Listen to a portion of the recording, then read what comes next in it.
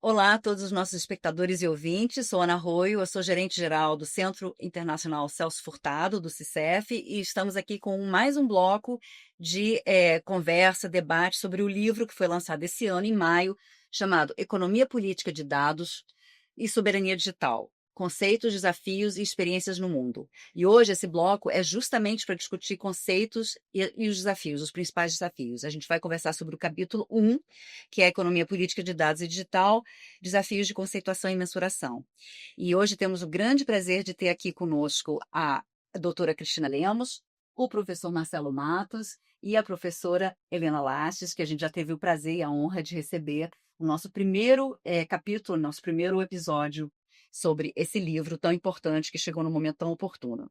Então, para dar início a essa conversa, eu vou primeiro chamar a professora, a doutora Cristina Lemos, que é economista pela UFRJ, pela Universidade Federal do Rio de Janeiro, mestre e doutora em engenharia de produção pela coordenação dos programas de pós-graduação em engenharia, COP-UFRJ, e desde o início, né, Cris, é pesquisadora sênior associada da Rede CIST, da Rede de Pesquisas e Sistemas e Arranjos Produtivos e Inovativos. Desde 1997. Ela também foi pesquisadora do INT, do Instituto Nacional de Ciência e Tecnologia, do nosso Ministério da Ciência, Tecnologia e Inovação, foi assessora da presidência da FINEP e também do presidente do BNDES no período 2007 a 2016. Quase 10 anos aí, né, Cris? Um bom tempo, muito produtivo, muita coisa. E para fazer o kick-off, então, dar início a esse programa, eu vou perguntar para a Cris o que é essa economia de dados. O que é uma economia e por que é importante estudar essa economia nesse momento? Fala um pouco das principais definições dessa nova economia. Tá ótimo, Ana. Primeiro, eu quero agradecer o convite para estar aqui com você e com os colegas e amigos Iane e Marcelo. É um super prazer a gente poder falar sobre esse assunto, sobre o livro. Bom, para dar uma ideia mais assim, bem geral sobre essa questão, é, é importante dizer que essa expansão da economia digital, ela é algo que é incontestável hoje em dia no mundo, e em especial a gente nota isso desde o início do século atual, né? O formato digital ele se introduziu de forma realmente avassaladora em todos os sistemas de produção e consumo do mundo, né? Desde a indústria extrativa até manufatureira, passando por todos os serviços que afetam as populações, né? Saúde, educação, transportes, logística, os serviços financeiros, bancários, os serviços governamentais, né? Que também foram bastante transformados com isso, sem falar na cultura e no entretenimento, com destaque aí especial para o advento das chamadas redes sociais digitais de hoje em dia. Esse novo formato de relacionamento, o que se considera que ele alterou de forma inédita a maneira como as pessoas interagem hoje no seu espaço local e no mundo, como elas trabalham, como consomem, como ocupam o seu tempo de lazer e, inclusive, como se comportam,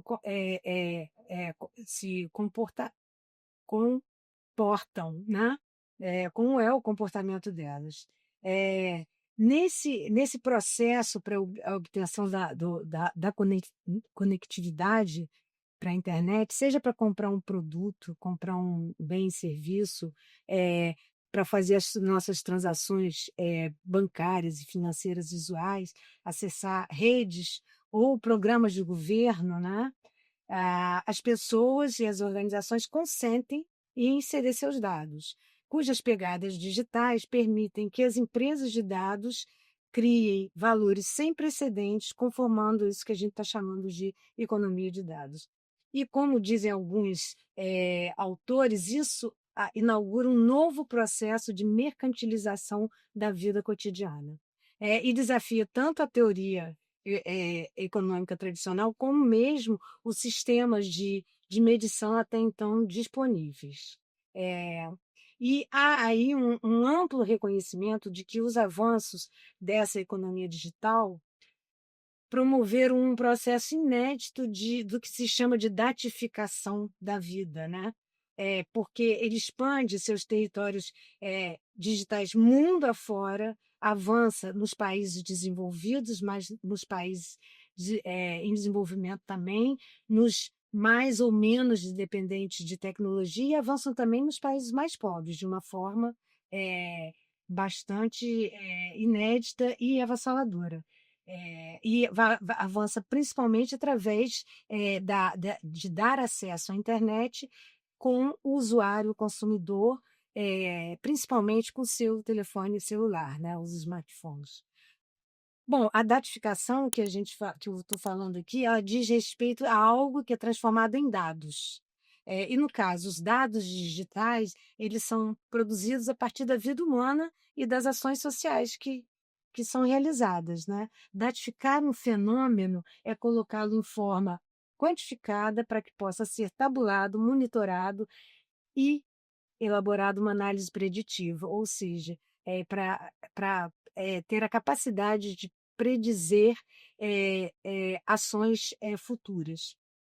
O processo de datificação da vida ele é considerado por muitos como uma nova etapa do capitalismo, e a gente observa isso no livro, né? Que se dá pela continuidade de um modelo de extrativismo que vinha desde o período colonial. Se é caracterizado antes, se era um extrativismo de recursos naturais e de exploração e escravização do ser humano, hoje o modelo de extrativismo de dados se dá por pessoas, empresas e governos em benefício das poucas e grandes corporações que captam, que têm o poder, que têm a capacitação tecnológica, desde a infraestrutura, passando pelos softwares, por seus algoritmos, para o processamento de dados e para a monetização desses dados. Perfeito, Cristina. Muito assim, é um fenômeno, é um conceito muito complexo, né, e pervasivo. Só remetendo para o livro, né, a gente define a economia política de dados como valor derivado da geração, captura, armazenamento, custódia, processamento, análise e reuso de dados, realizado pelos diversos segmentos da sociedade, incluindo organizações, governos e indivíduos. Assim, pegando essa complexidade toda que a Cristina apresentou, de forma muito resumida. Então, para continuar explorando e entendendo um pouco mais o que é esse conceito, vou passar para o professor Marcelo Matos, mas antes de passar a palavra, eu vou apresentar o Marcelo, que é economista também, doutor também pela UF, perdão, pela Universidade Federal Fluminense, pela UF, é professor adjunto do Instituto de Economia da UFRJ, do IE-UFRJ e do Programa de Pós-Graduação em Políticas Públicas, Estratégias e Desenvolvimento, PPED, do IE-UFRJ, e também pesquisador sênior da Rede CISH. Marcelo, fala para a gente, seja muito bem-vindo e fala um pouquinho para a gente sobre essa economia de dados, os conceitos. Bom, muito obrigado pelo convite, poder participar aqui desse bate-papo. É uma honra estar com vocês aqui.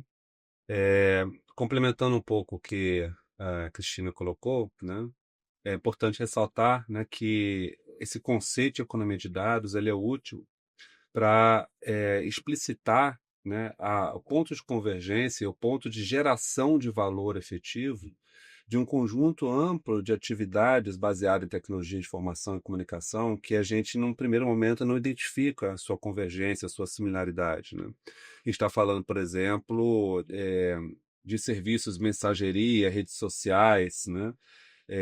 Diferentes aplicativos, esses grandes que todos usamos hoje em dia, as plataformas de e-commerce, né, de comercialização online de produtos, serviços, mídias, publicidade, os serviços financeiros, várias áreas, né, que hoje em dia são povoadas por grandes corporações, em sua grande maioria de origem estadunidense, que prestam serviços diferentes a princípio, mas têm todos eles na lógica de, durante a prestação desse serviço, gerar, coletar dados dos usuários, né? Seja nas trocas de mensagens, seja nos perfis no Facebook, como você vai postar, o que você vai posicionar-se, que tipo de imagens você curte ou não curte, que tipo de conexões você possui. E a partir disso, do processamento, né, dessas informações por parte dos indivíduos, a partir de modelos, né, que consigam processar grandes volumes de dados, a gente tem esse conceito de Big Data, né, como elemento fundamental, gerar inteligência estratégica, seja para direcionar a ação dessas mesmas companhias, para adequar seus produtos e serviços, seja para vender espaço de publicidade direcionada, né? Portanto, a publicidade sendo cada vez mais customizada. É um pouco daquilo que a gente fala, a gente abre nosso celular e já é oferecido para a gente uma coisa que a gente só mencionou, ou só fez uma referência, ou só fez uma busca esporádica, né? E, portanto, é esse sistema complexo, né, de gerar valor a partir do processamento de dados, que tem, de um lado, as grandes empresas, né, as assim chamadas Big Techs, né, embora a gente pode problematizar esse conceito, gerando valor a partir dessas informações, e, por outro lado, também, uma outra dimensão muito importante e ampla se dá na esfera do poder público, na medida em que ele mobiliza, acessa, organiza um grande volume de dados das pessoas, seja relacionado às condições de saúde, às condições sociais, trabalho, e esse conjunto, volume amplo de dados, né, tem um poder, né, de gerar riqueza muito grande a partir do seu processamento, a partir do seu uso estratégico, podendo contribuir, né, para soluções tecnológicas muito virtuosas e positivas, né, mas podendo também correr o risco de ser apropriado e usado de forma não tão legítima, né, por parte de grandes empresas que controlam esses fluxos de dados. Muito importante, muito interessante, Marcelo. É assim, quem diria que, assim, quem poderia supor que tem tanta complexidade e riqueza atrás de uma simples curtida, né? Isso é muito bom para quem está ouvindo pensar um pouco mais de que forma seus dados estão sendo utilizados. E então, para fechar esse bloco, eu vou chamar a professora Helena para falar um pouquinho sobre essa economia de dados. E, assim, Helena dispensa apresentações, mas para o bom propósito do programa, eu vou rapidamente falar que a professora, ela é coordenadora desse livro, né? Ela é uma das 3 coordenadoras, junto com o professor Marcos Dantas e José Cassiolato, de todo o trabalho por trás desse livro, inclusive as notas técnicas que estão disponíveis na página da Rede CIS e do Centro Celso Furtado. Ela também é economista e é uma das fundadoras da Rede CIS também. E, atualmente, assim, resumindo todo esse grande currículo que a professora Helena tem, ela é a nossa representante no Conselho Consultivo para a Transformação Digital do Governo Federal, o CIT Digital. Helena, fala um pouquinho mais sobre isso e sobre a economia de dados. Seja muito bem-vinda. Olá, muito obrigada. Eu saúdo a todos, em particular aqui os colegas reunidos, né? E acho que, bom, já falaram tudo e eu acho que para resumir aí essa última parte, né? Sim, talvez a atividade, né, mais importante econômica de hoje e do futuro. Modificou a nossa vida de maneira extraordinária, mas ainda permanece invisível, muito invisível. Muitos governos, como o nosso e outros, né, dependem de contratar essas empresas para dizer o que elas fazem mesmo nos nossos países, né? Então, eu acho que um dos recados fundamentais desse livro é que é fundamental o futuro da humanidade quebrar essa invisibilidade, né? E os impactos econômicos, sociais, políticos, ambientais dessa difusão. E como foi colocado, por conta de o Estado, né, ser a principal fonte de informações oficiais dos diferentes países, se coloca como o principal cliente dessas empresas, né?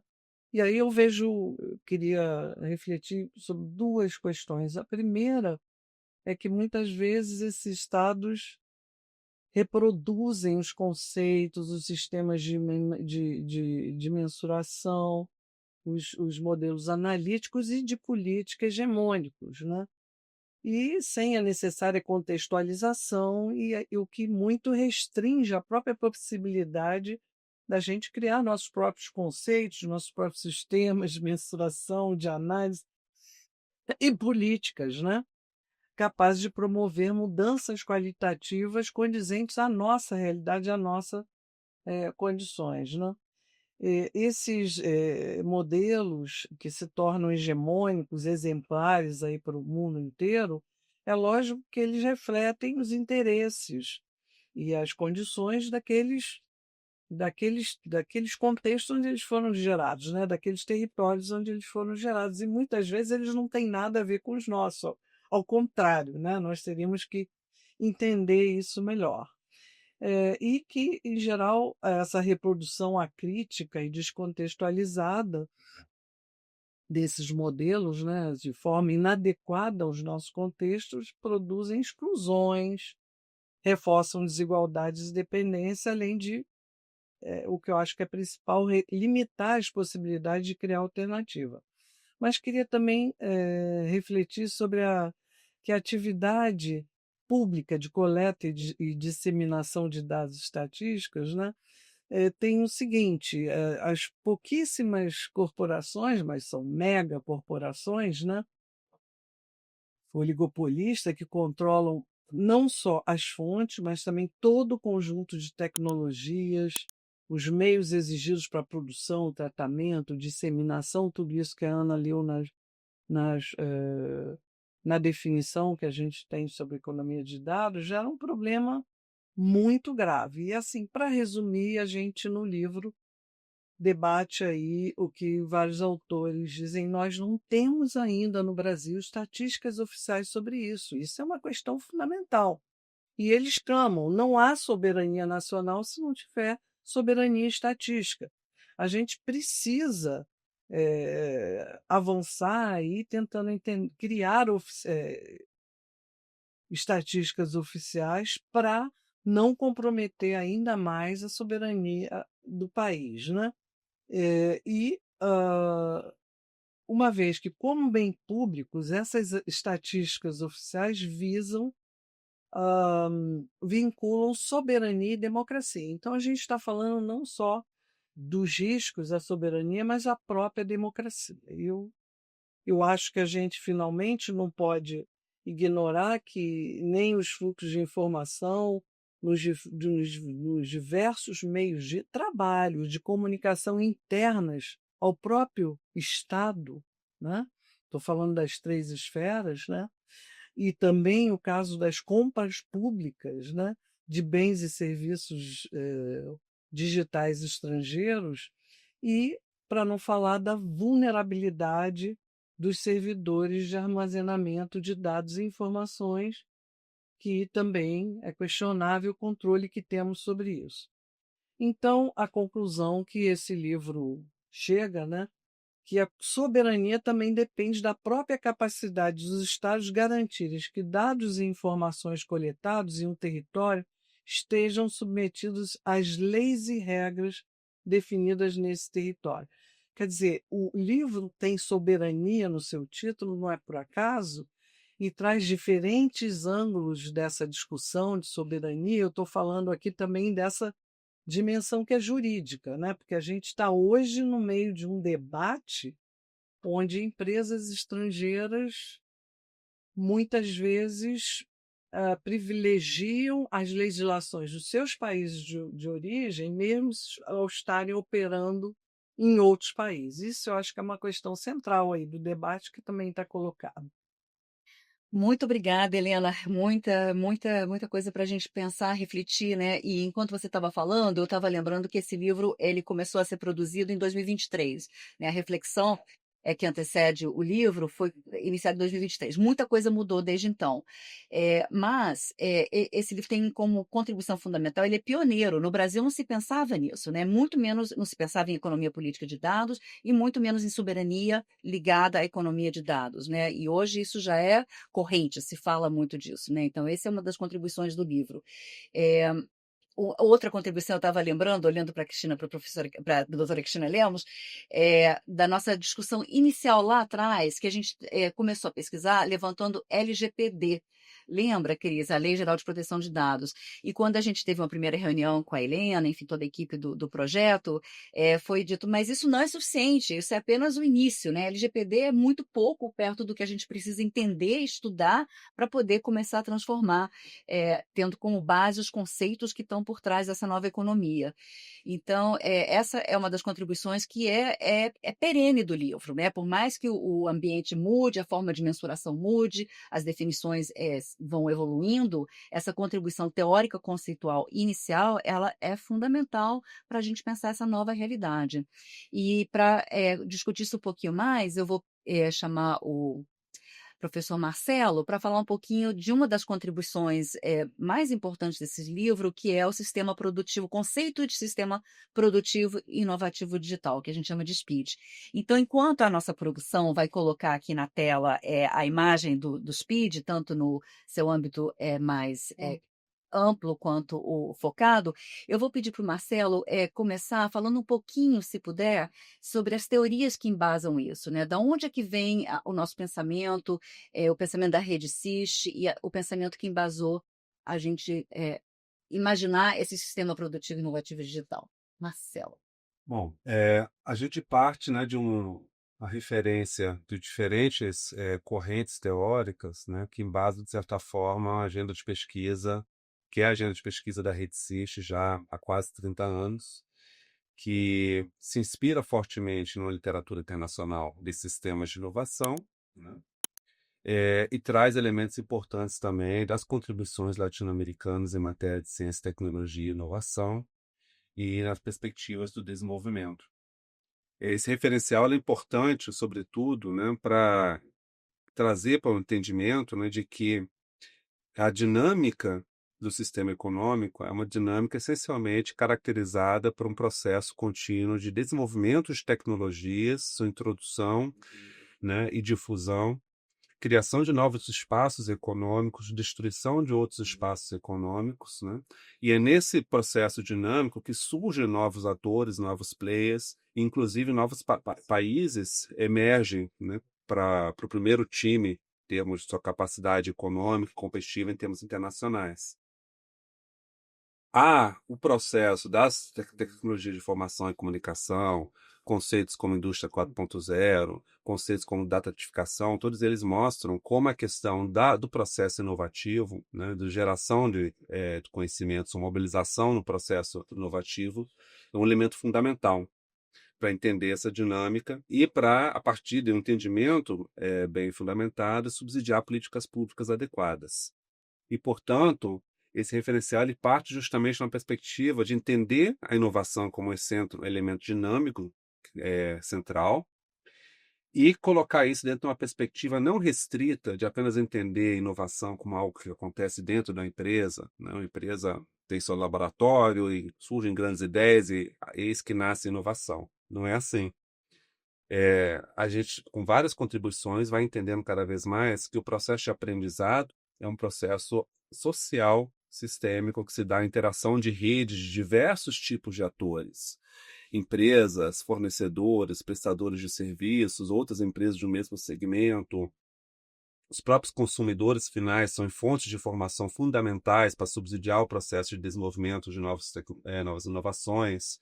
Universidades, institutos de pesquisa, instituições vinculadas à tecnologia industrial básica, a própria sociedade no sentido mais amplo, todos os conjuntos de atores interagem para construir uma base de fluxos de conhecimento que são mobilizados em processos inovativos. E justamente a gente traz, portanto, esse referencial para dentro dessa figura mostrar, mesmo que a gente considere o elemento central introdutor de inovações às empresas dentro do sistema produtivo inovativo digital e os vários tipos de players que estão aí dentro, é preciso considerar esse sistema produtivo inovativo digital nesse contexto mais amplo de um sistema de inovação, sua articulação com ciência, tecnologia e inovação, com o consumo final, com as políticas públicas e com o marco legal e regulatório, que, como a professora Helena já introduziu, vai balizar em grande medida o que pode ser feito, o que não pode ser feito, as estratégias que vão ser perseguidas, o contexto mais amplo de representação e participação social e, muito importante, colocar isso tudo dentro de uma perspectiva mais ampla, né, do ambiente econômico, social, cultural, né, nacional e internacional específico de cada país. O que também chama atenção para a importância de entendermos que políticas públicas orientadas, né, a potencializar essa economia de dados para o desenvolvimento de um país precisam ser específicas, relacionadas e aderentes às características institucionais, culturais, históricas, econômicas de cada país. Perfeito, Marcelo, perfeito. Não sei se Cristina quer complementar, se a gente já passa direto para a figura 2 do sistema específico, ou Helena. Eu quero fazer um sublinhar, porque eu acho que a gente já teve uns debates que falou isso, né? Marcelo foi perfeito. E olha, em geral o pessoal fala em cadeia produtiva até hoje. A gente tem esse conceito que é muito mais novo, muito mais amplo. A gente não quer olhar só, apesar de sermos economistas, né, nós não queremos olhar só os agentes econômicos, como ele mencionou. A gente quer olhar os políticos que faz aquilo é fundamental, porque se tiver uma lei que não pode ali, não vai ter. Os geradores de conhecimento para aquilo tudo funcionar e a representação social. E, de novo, né, os estruturalistas latino-americanos sempre falaram, esses sistemas estão inseridos no mundo, né, num contexto geopolítico maior. A questão de poder não pode ser ignorada, mas foi perfeito, já está isso aí. Perfeito. Cris? Ou passamos por. Podemos passar para P2? Se a produção puder colocar a próxima figura, que a gente detalha isso um pouquinho mais. Quer dizer, um pouquinho não, bem mais. Cris, você quer mergulhar? Posso falar um pouquinho sobre o sistema produtivo e inovativo digital, né? Aquela parte central da outra figura. Agora a gente explode ela numa tentativa de entender quem são os atores desse novo e as atividades desse novo contexto, né? Então a gente coloca aqui a, a alguns eixos, né, do lado esquerdo. Quais são os insumos e infraestrutura necessária? Na verdade, isso é o coração de toda a economia digital, é essa parte aqui à esquerda, onde tem toda a infraestrutura das TICs, das tecnologias de informação e comunicação, desde os sistemas de transmissão, cabos óticos, os cabos submarinos, os satélites, os computadores, o hardware e o software, até os data centers, né, que tem todo um conjunto de equipamentos para o processamento dos dados, né, passando também pelos equipamentos dos usuários, né? Como eu falei inicialmente, os smartphones, os computadores pessoais e várias outras coisas. Isso tudo é a base que permite com que essa economia digital funcione. Aí no centro dela, a gente coloca a economia de dados em si, né? Que é uma parte desse sistema produtivo e inovativo, e hoje é uma parte bastante importante, né? Onde está toda a possibilidade de captação de dados e obtenção de lucros e monetização. E aí a economia de dados com a atividade, cuja o conceito mais básico é a atividade de captura, armazenamento, análise e comercialização de dados. E aí daí várias atividades surgiram, né, nesse processo ao longo desses anos, desde provedores e buscadores de internet, as mensagerias e as redes sociais, o e-commerce e as plataformas de venda e intermediação, publicidade, mídia, os serviços financeiros que são fundamentais e que, como a gente já falou antes, tiveram uma mudança muito importante, né, nos últimos tempos, de nós usuários com os nossos bancos, com a possibilidade de transação e de transferências, etc. Os governos digitais, que a gente já mencionou aqui, criptografia, segurança cibernética, registros, garantias, tudo isso no mundo hoje está digital, né? Foram digitalizados e, mais do que digitalizados, eles têm um fluxo de comunicação que é muito ágil, mas que demanda toda uma infraestrutura bastante grande. E aí a gente coloca do lado direito o consumo final, que é basicamente toda a economia, né? E a gente lá em cima está colocando, olha, em cima, quem são os produtores e os consumidores intermediários e finais de dados. Nós, os indivíduos, a sociedade, nós estamos produzindo dado o tempo todo, como disse você, a cada like, produzindo mais dados, dando mais informação sobre nós mesmos, sobre nossas predileções, para recebermos mais a propaganda e assim por diante, né? Para eles construírem toda informações direcionadas para os consumidores. Tem os governos, que a Helena falou muito bem, os governos precisam dessa infraestrutura e dessa capacidade de processamento de dados e muitas vezes se tornam clientes das grandes corporações. E as empresas também seguem a mesma linha. Os governos têm uma importância aí, porque os dados públicos todos estão em data centers de empresas estatais ou não, dentro do governo, do executivo, dentro do judiciário, no legislativo também, todos eles têm a sua produção de informações e de dados que precisam ter suas bases e que precisam ser processados e manipulados, e daí surgir novas informações que vão gerar novos conhecimentos. Esse sistema de dados aí, não sei se vale a pena falar um pouquinho sobre o centro de dados, né? Que Fica à vontade, Cris. Você está com o Marcelo, não, passo a palavra para o Marcelo, e depois, se der mais tempo, a gente vai falar um pouquinho sobre essa questão que está tão em voga, né, dos centros de dados, e como que os países poderiam se aprofundar mais nessa soberania dos próprios dados. Bom, perfeito. Fazendo o link com a questão dos data centers, né, eles são uma base de infraestrutura fundamental no meio desse processo todo, né? Porque é nesses data centers que você vai ter, né, a armazenagem primária dos dados gerados, né, durante os processos de interação em redes sociais, processos de compra, dados gerados na interação com serviços públicos, né? E você vai ter a captura, no processamento desses dados, né, no empacotamento desses dados, né, e o uso deles, sobretudo a partir desses data centers.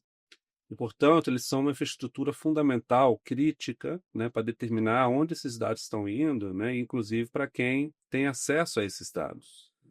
E aí entra uma dimensão importante, né, da questão desse termo de soberania, que a gente colocou já algumas vezes aqui na discussão, na medida em que, justamente, a segurança nacional, no limite, pode estar relacionada, né, à forma como esses dados vão ser processados. Se for, por exemplo, o Ministério da Defesa gera dados críticos, esses dados são armazenados num data center num outro país, né, coloca em risco, né, o próprio acesso e uso desse tipo de dado crítico por parte, né, de um órgão crítico para o desenvolvimento do país. O mesmo pode se colocar, sob o ponto de vista, né, de se colocar em risco outras infraestruturas críticas, né, nas áreas, por exemplo, do próprio sistema financeiro, o sistema elétrico e outras áreas. Fazendo o link também, né, com a questão que você falou antes da Lei Geral de Proteção de Dados, da LGPD, é muito importante, né, a questão da origem, né, e onde estão esses data centers, sob o ponto de vista da capacidade, né, e a gente traz aqui uma dimensão de soberania que a gente pode entender relacionada à proteção da identidade digital dos indivíduos, a sua autonomia enquanto usuários e autodeterminação com relação aos seus dados, de poderem fazer cumprir aquilo que preconiza a Lei Geral de Proteção de Dados, né? A Lei Geral de Proteção de Dados brasileira, que ela tem uma inspiração muito próxima àquilo que foi proposto anteriormente no contexto da União Europeia, mas muitos outros países não possuem uma proteção equivalente, né? Como, por exemplo, os Estados Unidos, né? E que, portanto, esses data centers, estando no exterior, e os dados dos brasileiros estando armazenados nesses data centers no exterior, a lei brasileira não consegue fazer valer, né, aquilo que prevê a lei em termos de proteção, em termos de não uso, não transmissão desses dados. E, portanto, a questão dessas infraestruturas críticas de processamento dos dados, né, estarem no contexto geograficamente dentro do país, é importante, e sob a jurisdição, né, das instituições desse país, se torna um elemento fundamental para garantir essa proteção, né, essa soberania sob várias frentes diferentes, seja do ponto de vista de infraestruturas críticas, né, para o desenvolvimento do país, seja do ponto de vista dos dados pessoais das pessoas envolvidas. Perfeito, Marcelo. Pontos muito importantes, né, para a gente pensar essa tecnologia sensível, crítica para o nosso país, né? Muito fundamentais suas considerações. Antes de passar a bola para a professora Helena, devolver para a Helena, eu queria fazer um comentário rapidamente sobre as duas figuras que a gente viu, né? O primeiro no sistema amplo, né? O sistema produtivo, inovativo digital no contexto amplo. Essa é uma figura que a Rede SIST ela vem desenhando há alguns anos e utilizando, não é isso? A gente fez um trabalho muito denso e importante sobre BRICS, em 2014, 2013, se não me engano, já tem mais de 10 anos, né? Não precisa ser refeito. Mas, enfim, essa figura ela foi idealizada ali um pouco antes, talvez. Então, ela é muito útil porque ela é uma forma da gente pensar a economia de um país de uma forma bem complexa e abrangente, como a Helena destacou, saindo daquele conceito de cadeia produtiva e realmente, de fato, pensando o sistema como um todo, né? Então, é uma figura útil para a gente pensar. E a figura 2 é muito, muito importante para pensar essa economia digital, porque ela oferece uma base para mensuração, para a gente pensar de fato o que precisa ser mensurado, pensado, para a gente poder priorizar, enfim, tomar a política pública, poder ter algumas definições fundamentais para decidir os caminhos do país. E aí eu passo a bola, talvez um pouco quadrada, para a Helena, para falar um pouquinho sobre isso. Não, que você estava falando e eu estava me lembrando dos nossos debates, porque a gente, né, tem que falar aqui, né? Há uma disputa na literatura, a literatura que discute isso, que propõe esses nomes, mas, enfim, até autores progressistas, mas com uns títulos que a gente tinha maior dificuldade, né? Produtores, né? Plataformas produtoras de mercado. Isso para nós, economistas, é um desconforto enorme. E aí, se pudermos voltar para a figura, a gente, quantas vezes, né, a gente discutiu esse centro aí, né, para ver que atividades aquelas pessoas estavam falando naquelas. Claro que está todo mundo disputando aí quem é que vai dar um nome aos bois dessa nova coisa. Mas eu acho que sim, esse livro traz eu acho que dois conjuntos de resultados muito importantes. O primeiro é esse, assim, a gente não só critica a superficialidade dos conceitos, dos sistemas de mensuração, mas a gente dá solução. A gente está apresentando, olha, se alguém quiser fazer isso, tem aqui um caminho. E essa bagagem da Rede SIS que permite esse desenho, eu acho que é pioneira e é muito interessante.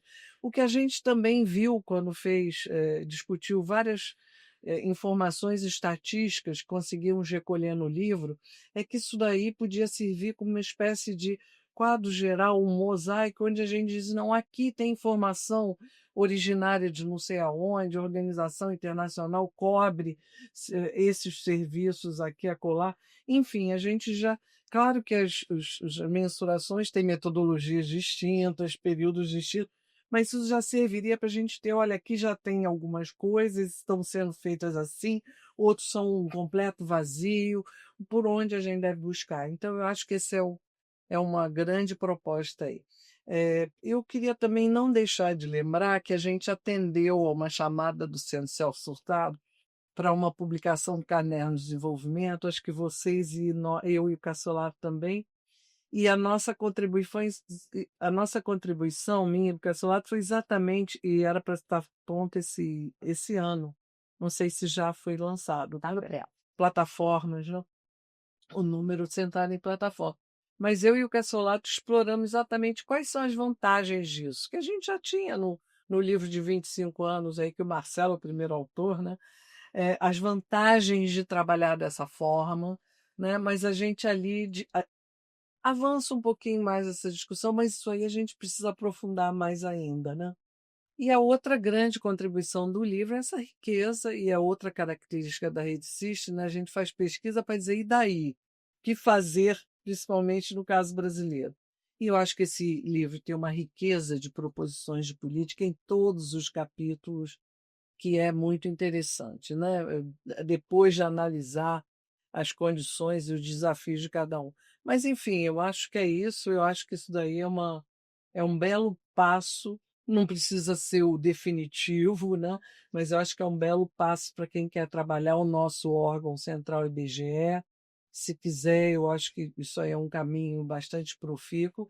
E, de novo, temos que ter nossas próprias estatísticas feitas por nós mesmos, né? O nosso próprio óculos, como chamamos o tempo todo, né? Não podemos ficar olhando, alugando o óculos dos outros com as distorções e os viés para enxergar a nossa situação.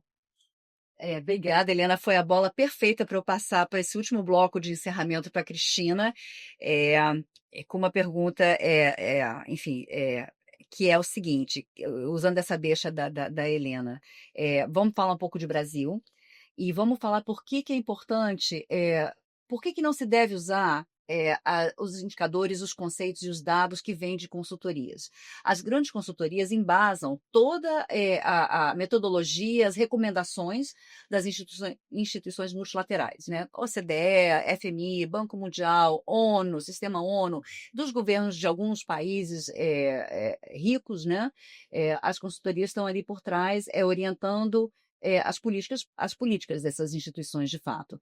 Então, por que que isso é complicado para o Brasil? Por que que a gente precisa olhar a nossa realidade, como a Helena falou, com os nossos próprios óculos? E de que forma, né? Esse livro é muito rico, como a Helena falou, em recomendações. O que que o Brasil precisa estar atento e pensar agora? Certo.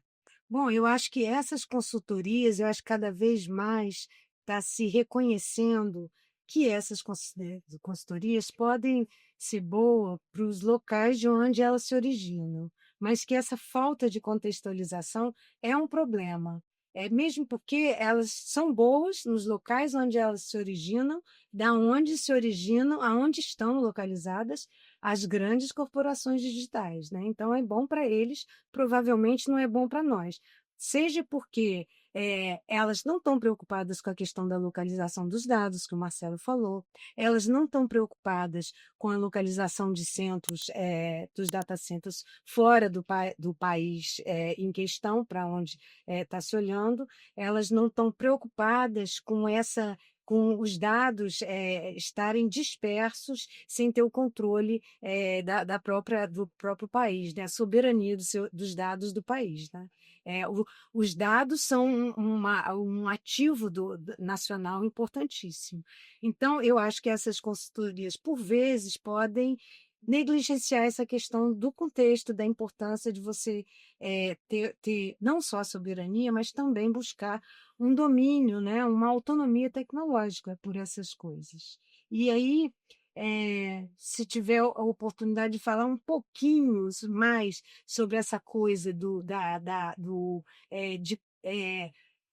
esse impacto desses dados, né, e essa mudança que, à medida em que estão se avançando os conhecimentos sobre a economia digital e, em especial, a economia de dados, que ainda tem muito que avançar, né, em suas conceituações, etc., a gente está observando, por exemplo, os dados foram considerados de uma forma com um impacto midiático bastante grande, como o novo ouro, o novo petróleo, né? O que faz uma representação bastante importante do seu papel na atual quadra do capitalismo, né?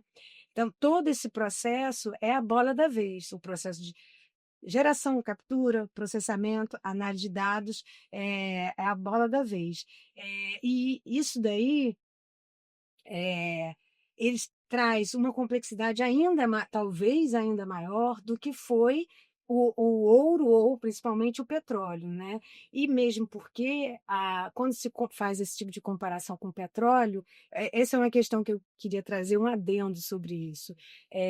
A gente pode achar que a economia de dados, por eles serem ilimitadamente reproduzidos, que eles têm uma imaterialidade que a indústria pesada da era do petróleo Não tem, ao contrário.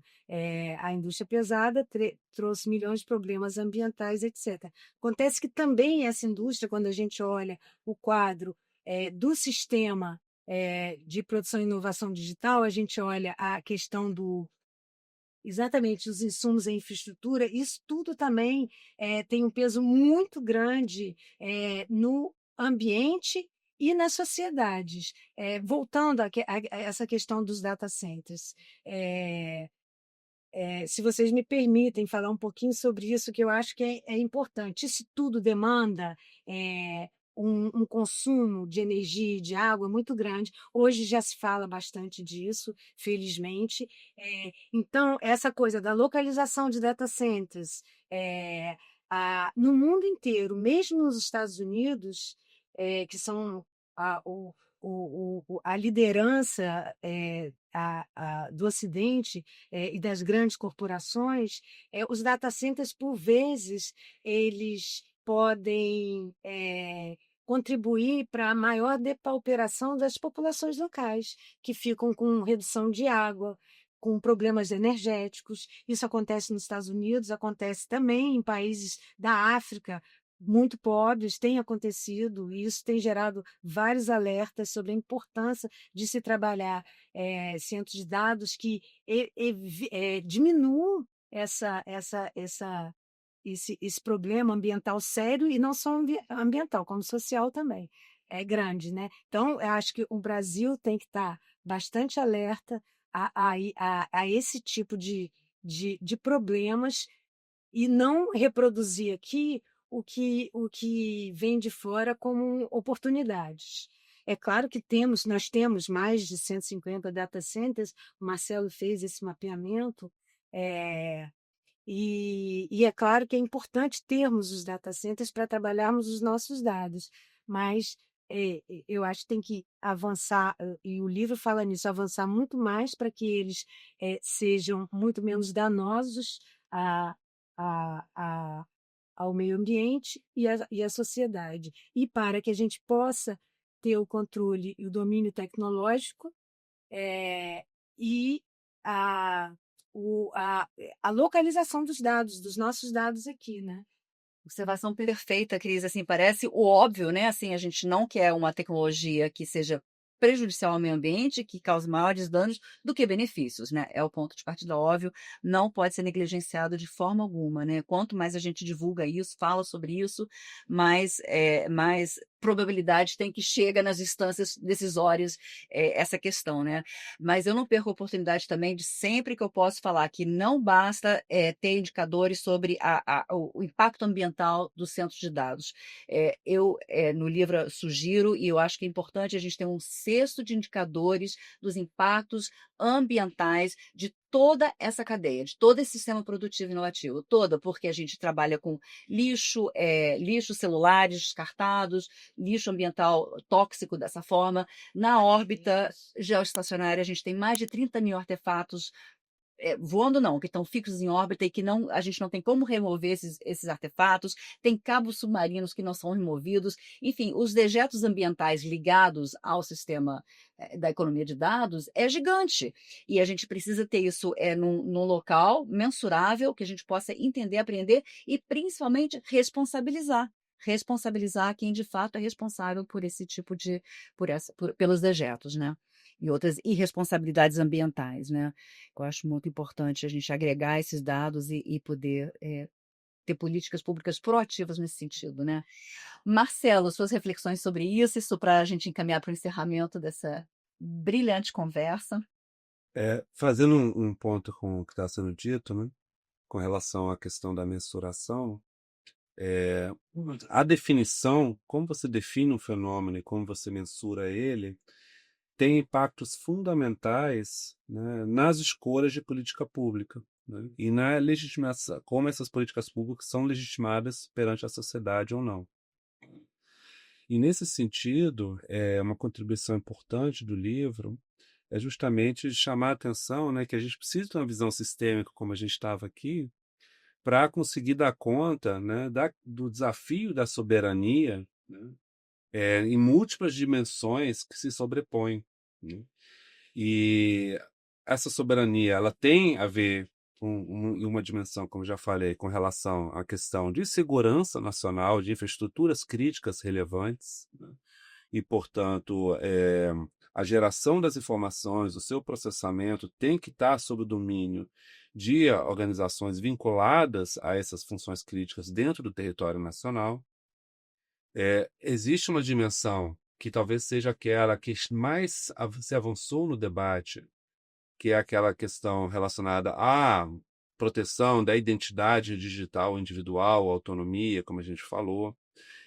A LGPD contribui grandemente para isso, né, para defender e para garantir e resguardar a identidade digital dos indivíduos. Mas é importante, né, a gente trazer para o debate também uma dimensão de soberania sob o ponto de vista de autonomia econômica em relação a tecnologias críticas, né, desse sistema. E, portanto, muito mais do que avançar em políticas públicas que pautem a capacidade de fazer uso dessas tecnologias, fazer uso de data centers, otimizar serviços públicos, né, com tecnologias de Big Data, é muito mais importante o domínio tecnológico relacionado ao desenvolvimento dessas tecnologias, né? E, portanto, é um campo fundamental para o avanço, né, da reflexão, da política pública, para que você tenha realmente um empoderamento, uma autonomia. Se você tem, por exemplo, uma inteligência artificial processando dados dos cidadãos brasileiros, aplicados, por exemplo, à área da saúde, ela tem que estar, sob o ponto de vista de um algoritmo desenvolvido dentro da lógica e servindo aos propósitos da saúde pública, né, em primeiro lugar, para que esse dado não seja capturado e processado dentro de uma lógica da medicina curativa de grandes corporações internacionais. E, portanto, é, é um campo, né, da tecnologia relacionada aos algoritmos, né, de inteligência artificial, é, as tecnologias críticas relacionadas a algoritmos e outras áreas de atuação, a tecnologia crítica relacionada à transmissão, processamento de dados. São todas dimensões em que há um desafio muito grande para se avançar. E, por último, uma quarta dimensão que vale a pena chamar a atenção, né, para a gente trabalhar com a dimensão ampla de soberania, diz respeito a uma dimensão sociocultural. Em que medida essa economia de dados e a homogeneização do padrão de geração de dados e padrões de comportamento e de consumo homogeneizantes a partir, né, daquilo que é vendido, colocado pelas grandes corporações internacionais, é, silencia, invisibiliza grande parte das características culturais, das diferentes formas de manifestação, os diferentes saberes e conhecimentos tradicionais dentro de cada sociedade. E, portanto, é fundamental a gente trazer com uma dimensão ampla de caracterizar e mensurar, conseguir identificar em que medida está havendo espaços, vozes plurais, né? Capacidade de essas tecnologias e sua mobilização potencializar também a dimensão cultural de identidade, né, do próprio país. Essa é a deixa perfeita para a gente caminhar para o encerramento, Marcelo, porque resgata o pensamento 50 anos depois de Celso Furtado, né, que tinha uma preocupação muito grande com o aspecto cultural da dependência socioeconômica, né? Então, assim, ele sempre chamou muita atenção para o viés de dominação cultural dos países centrais via a dependência cultural que você também colocou sobre a questão da soberania sociocultural e o cuidado com esse poder homogeneizante, né, dessas grandes plataformas. Professora Helena, se puder nos brindar com suas reflexões sobre esse tema. Não, muito interessante, é isso mesmo, né? Eu acho que os impactos desconhecidos são ambientais, são sociais, são culturais. A gente já falou que os de gênero, né? Os vieses de gêneros raciais e de classe que estão o tempo todo aí em pauta, mas são também políticos, né? E a gente tem que lembrar que as vozes dos países dominantes se colocam de uma forma porque eles sabem o poder que têm na mão, né? Eles têm os dados de nós todos os nossos estados. e eles têm essa proposta de a regulação algorítmica substituir as políticas de Estado e os próprios Estados. Então, a gente bate aí na coisa da soberania, quer dizer, a gente tem que conhecer todos os riscos, mas voltando à questão da soberania, a Ana tem razão, e no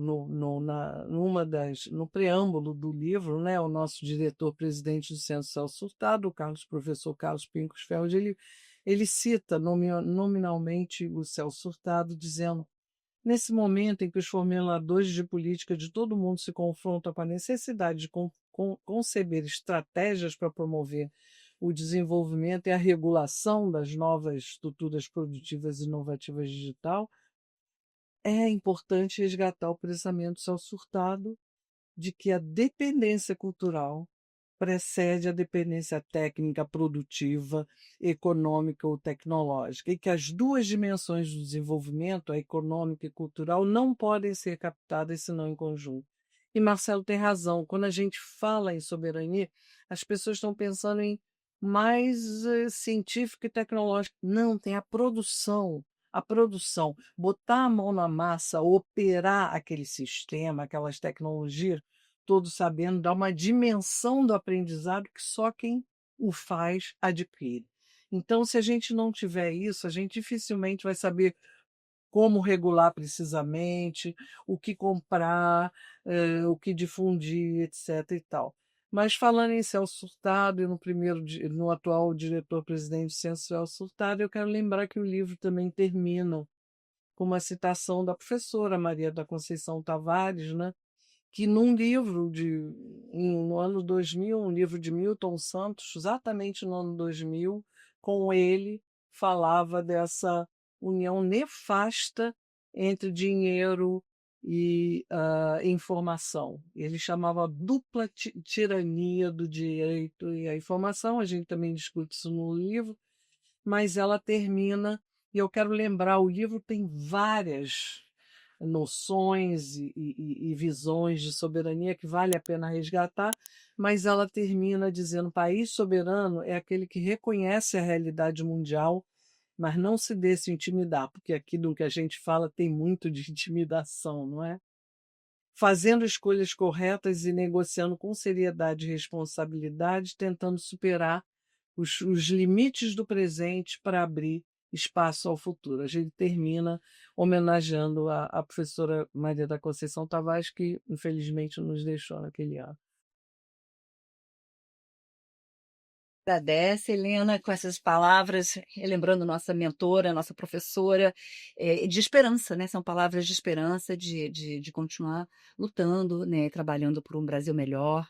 E, enfim, é isso. Queria agradecer muitíssimo a presença da professora Helena, doutora Cristina Lemos e professor Marcelo Matos. Agradeço, gaguejei. E últimas mensagens, vou cortar essa parte. A última mensagem que eu queria deixar dois recados. Vamos voltar porque eu queria agradecer a mesa toda e a gente finaliza de novo melhor. Então, Eu falei que a Conceição foi primeira presidente. não falo. Ah, pois é, Então vai, pronto, tem que falar. já uso isso. Fala você. Então, aproveitando essas palavras da professora Helena, quero agradecer em nome do Centro Celso Furtado a presença da professora Helena Lastres, lembrando também, né, que a professora Maria Conceição Tavares foi nossa mentora, a primeira presidente do Centro Celso Furtado. Agradecer a doutora Cristina Lemos, a presença do professor Marcelo Matos, essa discussão foi muito rica, e deixar alguns recados finais para os nossos ouvintes.